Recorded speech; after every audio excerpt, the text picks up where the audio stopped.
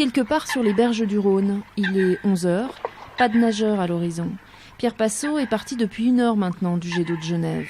Le vent se lève, la température de l'eau est de 7 degrés et voilà que l'homme apparaît guidé par le courant et la rage. Ça fait 40 ans que ça dure.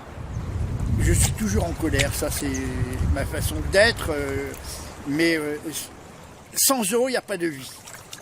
Donc qu'est-ce qu'on va donner aux générations futures? Parce que moi, comme beaucoup d'adultes, on est mort à la petite échelle de la planète. Mais qu'est-ce qu'on va laisser à nos petits-enfants?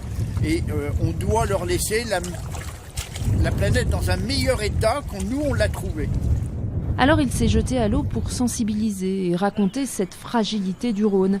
Déchets et pollution, c'est un peu le titre de son périple. Il faut faire un peu de la pub, de la promo, du buzz aujourd'hui, comme on dit.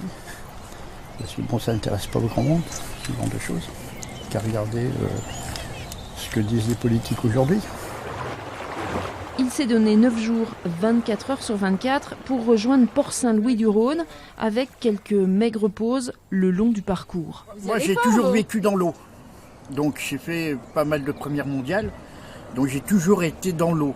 Et c'est une façon aussi de sensibiliser les gens. Parce que on peut aussi défiler, on peut aller s'asseoir devant une société X ou Y. Moi, je vais dans l'eau et je gueule. Et c'est la seule façon que j'ai à m'exprimer.